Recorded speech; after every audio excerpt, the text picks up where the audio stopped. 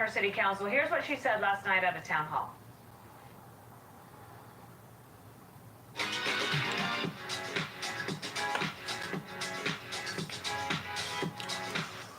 What's up, y'all? What's the deal? What's the deal? What's going down?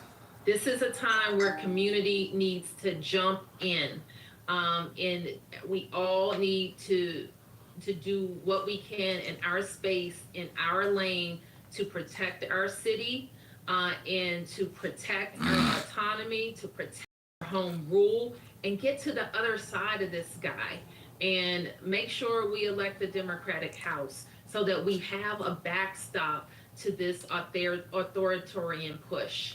So I know there's always tension between the local, state, and federal governments. That always happens. How can this work best for everyone in the long run? Well, you know, yesterday I was in a meeting with the mayor, along with the police chief, Pamela Smith, and with our attorney general, Pam Bondi. And the meeting went very well, and our effort is to make D.C. safe. And I think that in the end, you know, we will all come together and make that happen. You know, politics and ideology are something that, you know, you can go sell to the left or sell to whatever. But the truth is, the mayor and the police chief have an obligation to make this city safe. But didn't she change her public message within 12 hours? Sure, she did. At noon, it seemed like she was saying one thing about cooperation. In the evening, it was different. Sure. I mean, that's how you heard it, right? Yeah, that's how I heard it. But does it matter to me? No. Another question for you. We got to wrap here. But you're in a unique position because of the laws in the District of Columbia. Federal authority, and you have local authority. That makes you kind of a double threat. And based on your relationship with the president, that I know goes back decades, is that the reason he picked you? You'll have to ask the president why he picked me, but I'm back to my roots, Bill. I mean, this is what I did for 30 years. I've been a prosecutor, a judge, and a DA. I fight crimes. I fight on behalf of victims. I fight on behalf of those people. What's up, y'all? What's going down? Appreciate you tapping in. Appreciate you tapping in. Nah, don't go nowhere. The hell out of them. Those days are over, and we're going to make sure they're over. Politics is something else. I'm all about making sure that criminals are made responsible and accountable for the crimes they commit. Okay. Thank you for coming. Yeah. Miss you. Thank you. Okay, take Thanks, care. Dean. Nice to Go see get you. her. Good luck. Thank you. So the Trump administration already reporting success after deploying the National Guard and federal agents to help police the streets of D.C. Arizona, man. What's up, Arizona? With the latest. Good morning, Chad. We got Arizona in the building, man. What's up, man? First full day with the feds helping safeguard Washington, D.C. Shout out to Arizona in the building, man. High in Washington, despite recent declines. Republicans say D.C. residents deserve to live. Double tap the like button, man. You tell these families crime has dropped. You tell the kid who was just beat the hell out back with a severe concussion and a broken nose, crime is down. No, that falls on deaf ears. And my ears are deaf to that. And that's why I find If you want a wrench, comment in the chat. If you want a wrench, leave a comment in the chat. To make 10 arrests. If you're new to the channel, subscribe to the channel. Various gun violations, warrants for DUI, and an arrest for violating a restraining order. Democrats still challenge the need for help in D.C. We have this decision by the president to essentially federalize the D.C. police at a time when actually crime in the District of Columbia is at a 30-year low last year and has been continuing to decrease in the first 6 months of this year. That said, we can always do better. Under the law, the feds can help patrol Washington for a month. After that, Congress must approve an extension. When it comes to D.C., Congress serves as a super city council watching over the capital city. However, it's doubtful Congress could approve an extension for federal forces. That's because such a plan needs 60 votes to clear a Senate filibuster.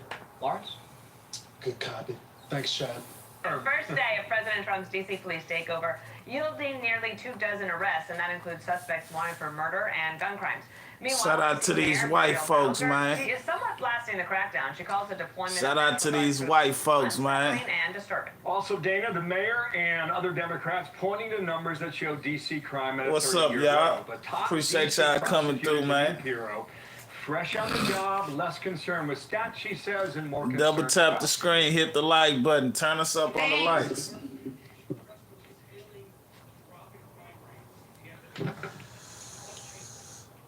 It's never enough. That was Jamie Foxx. It's changed. It's never enough. You tell these families crime has dropped. You tell the mother of the intern who was shot going out from McDonald's near the Washington Convention Center, oh, crime is down. You tell the kid who was just beat the hell and back with a severe concussion and a broken nose, crime is down.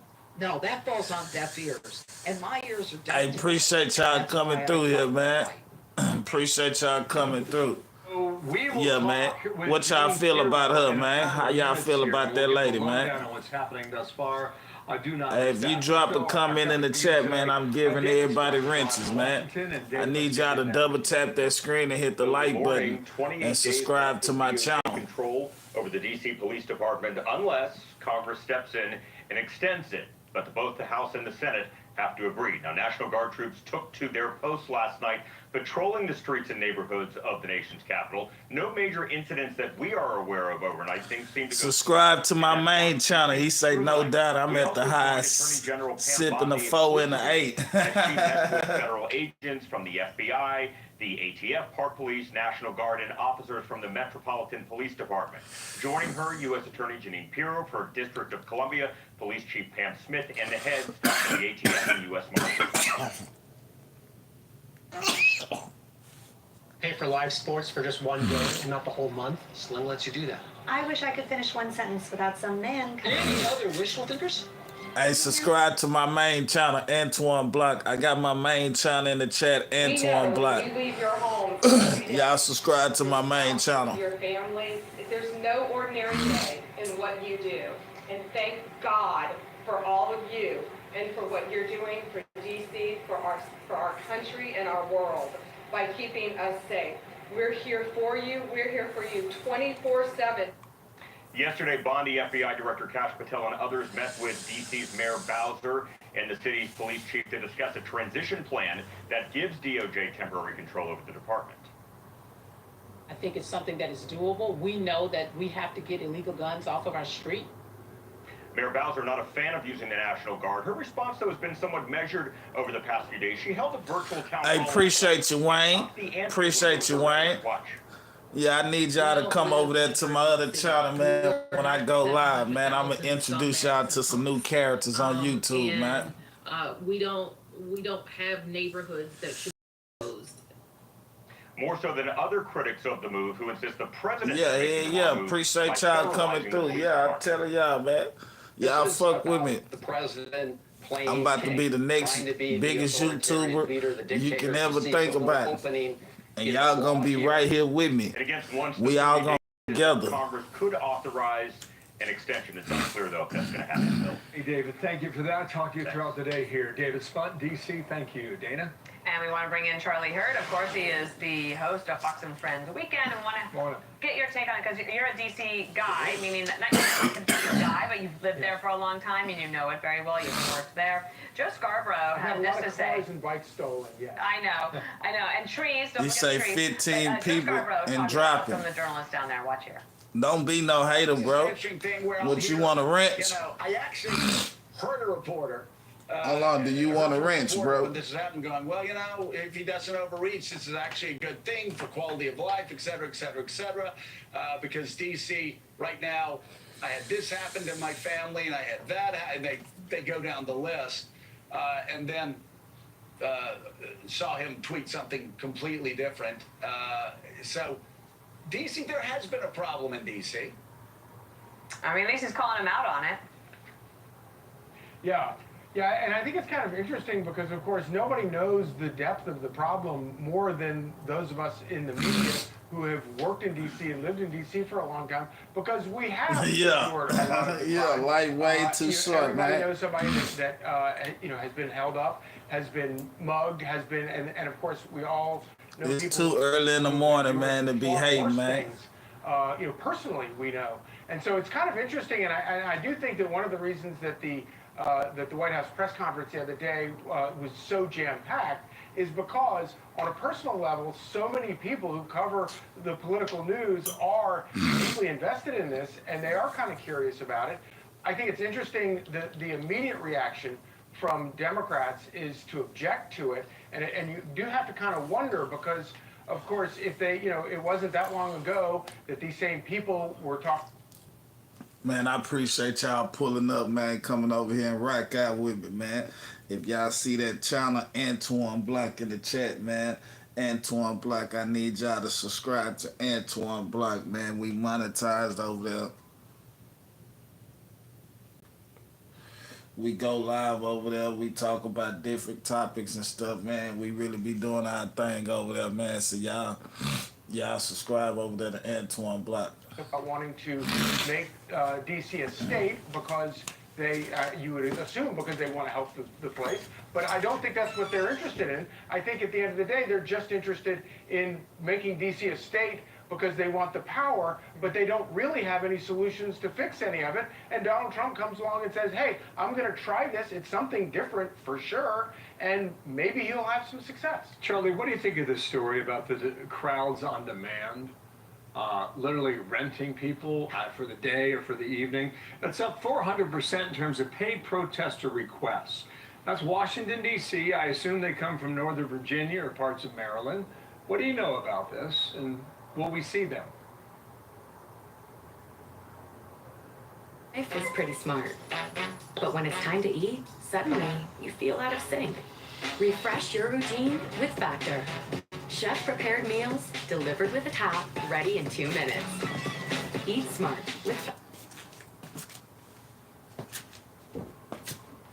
Yeah, so and we've already seen some reports that these crowds have been activated right now to protest this right here, what you're saying. Blow your nose. Yeah, that's what That's Monday. Man, that's what I'm about to do, bro. That's that goddamn powder. Massive, heavily That's that powder, man. Interests who are interested in, this is a major political issue for those people. That's for having this house so goddamn cold. Safety, which is all it should be for politicians. You would think that politicians could agree, whether you're Democrat or Republican, whether these people vote for you or don't vote for you, you would want the safest federal city on earth. You would want people to be able to go to school without being worried about getting mugged or worse. But for whatever reason, and I've wondered a lot about it over the years. I can't give you an answer to it, but for some reason there is massive amounts of money, very wealthy interests that are deeply invested. Double tap the screen, y'all. Get the likes up. Turn me up on the likes, man, so I can get put in the algorithm. To real problems that affect real people. It's interesting to imagine that their biggest fear is that crime goes down. and I know what the statistics are. I don't need any lectures on it. Piro answered that for me. I wanted to ask you about this as well, because President Trump is going to head over to the Kennedy Center. Tremendous work is being done and money being spent on bringing it back to the absolute top level of luxury, glamour, and entertainment. It had fallen on hard times physically, but will soon be making a major comeback. That's a nice little jewel there, part of D.C., and a lovely bit of architecture. We still high. He aims to make it better and set it over there. Type in hit the like button. And I think of this as being a lot like... We got 8 people over here, 12 people. We need these people to hit this like button, man. Turn us up on the likes. Subscribe to the channel, man. Let Travis from Make Us Home, man. One of the most For real. spectacular places in the country. We live right now. The views of the Potomac River and across are Look, Travis from Make Us Home. Subscribe to the channel. Subscribe to my main channel. I'm monetized over there. It's going down. The best new YouTuber you gonna ever see. The livest new YouTuber. Man, it's going down. Come on. Get this content. The president looks at this and says, you know what? This should be the crown jewel that it really is, and wants to do something, and then you wind up with opponents rooting for it not to be a spectacular, clean place where you, it's also totally inaccessible, by the way, where you get the most amazing attractions that everybody can enjoy. So we will see. The word's leaked out, hasn't it? Like some of the names? Names? I didn't see them. Maybe other things. Maybe a rock and roll band that used to paint their face like it was Halloween every time. I'll give you Hit the like button, y'all. Hit the like button. It's going to be Bill Hemmer. No, it will not. But my middle name is George, and that is your clue for another one of the who will be announced today. Okay. We'll see. I don't know. I'm Whoa, terrible at you this guys one. don't have any guesses here? No, I don't. I have no guesses. Oh, I mean, George Strait. obviously that one was fine. George Strait? George Strait deserves it. Keep an eye on him. Thanks, Thank you, Charlie. We'll see you soon. Thank you, Bob.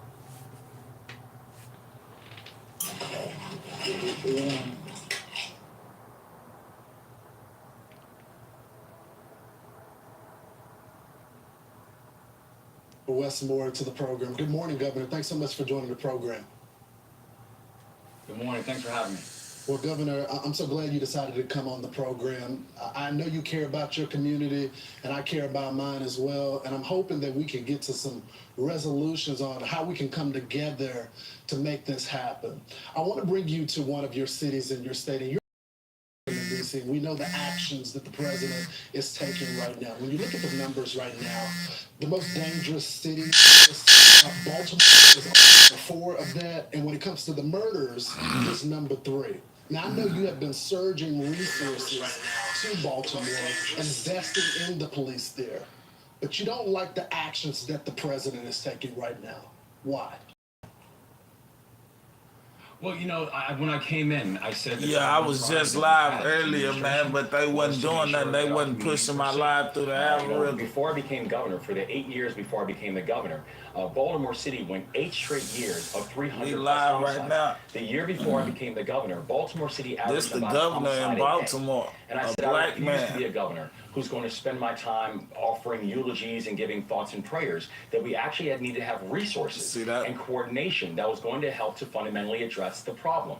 As people of my state have learned, you know, I don't come from a political background. My background is I'm a soldier. And so what we did was we made historic investments in local law enforcement, that we invested over $15 million in the Baltimore City Police Department alone, that we made historic investments in technologies and predictive analytics, and saying if someone commits a violent crime, particularly with a firearm, I want them in handcuffs in 24 hours. And Nah, what they just said is going down in Working D.C. with the mayor, working with our county executives, Don't say that shit. with the community groups and our violence intervention and violence interruption groups, to making sure we can stop crime before it happens and making sure we don't have this retaliatory cycle of violence. And while I know that we still have more work to do, I also know this, is that despite the fact that the year before I became the governor, Baltimore City, again, had a historic streak in violence, that now, that the last time the homicide rate was this low in Baltimore City, I was not born yet. So we're making real progress where Maryland is now amongst the fastest dropping states in this country on violent crime. There's ways you can do this, and you have to be able to make sure you're using the right tool to get to the right result. You know, Mr. Governor, you're right, y'all have made progress, but there's still some issues there. And this is a resident, and this is what they said in the Baltimore Sun.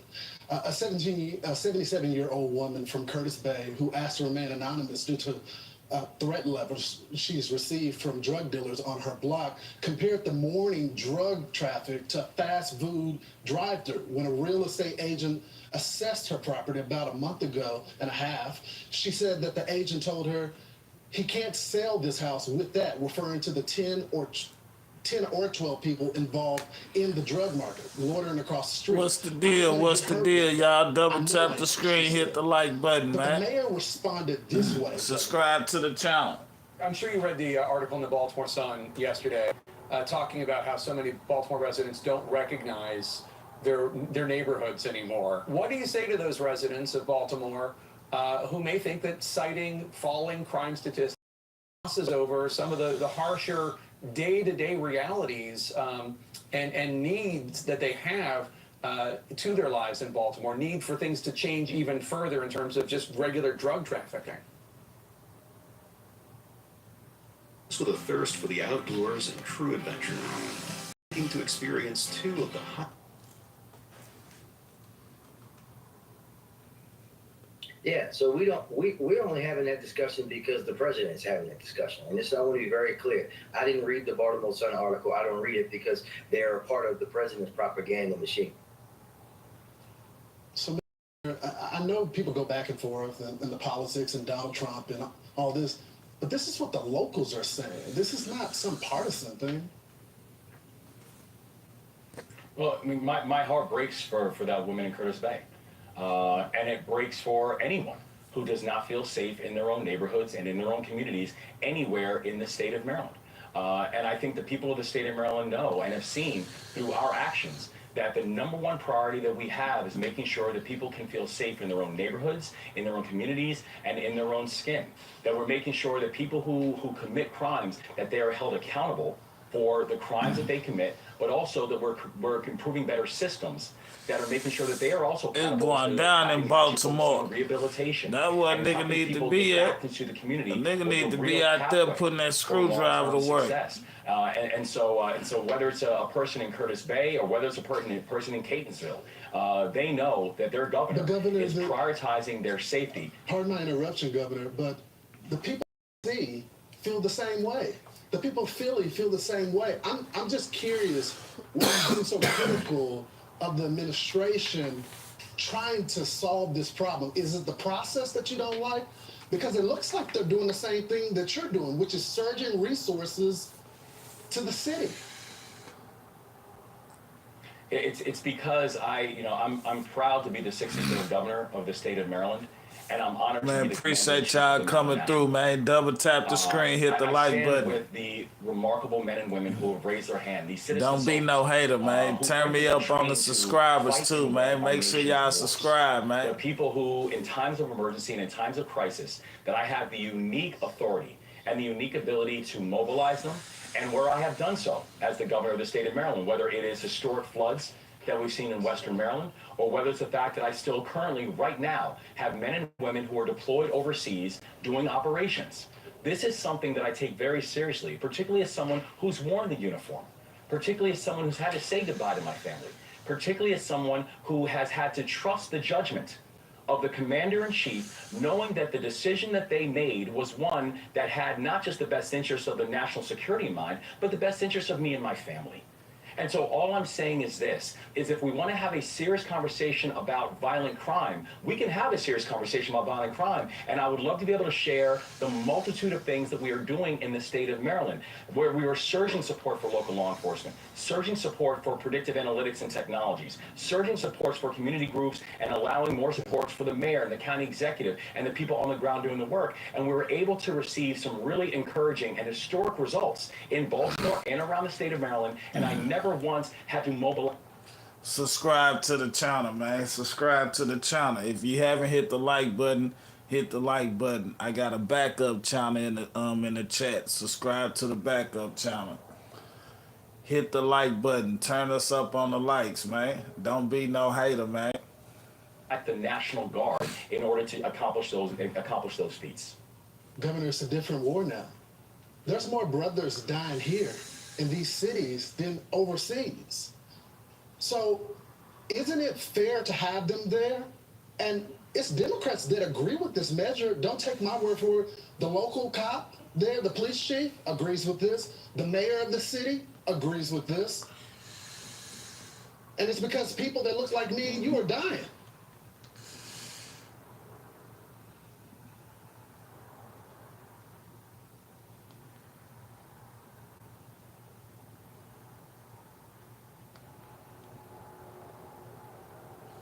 That's crazy, man. I ain't gonna lie to you. This shit right here so crazy. When I met you. They say, man, it's so messed up out there that they need the goddamn, they need the U.S. military. To have them there, and it's Democrats that agree with this measure. Don't take my dude begging for the U.S. military. The police chief agrees with this. The mayor of the city agrees with this. They're like, man, y'all know it's so messed up out here right now, man. We need the military out here, man. No one needs to explain to me the pain. Place in so many communities. And then we looking at it like, man, We down here in Texas. So shit, they out there. So shit, you know, a nigga don't even know how them boys rock, but a nigga know they getting it in, so a nigga know they shit. Ooh wee, it's going down, boy. I'm talking about, man. Ooh wee. I'm talking about every night, all day long. They ain't got enough police officers or none of that. Niggas is hitting licks left or right, getting it in. I'm talking about, man, your mama can't even walk to the store with her purse, nigga. They snatching her shit.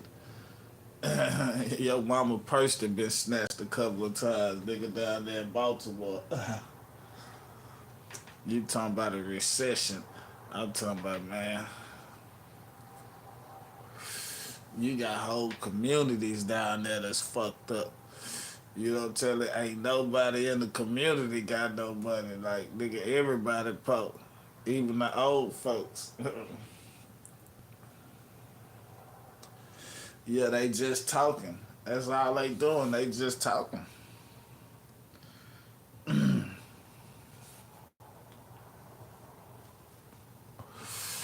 It ain't like he gonna get his money and he gonna go down there and goddamn give his money away. Yeah, he ain't gonna go to these communities and give his money away.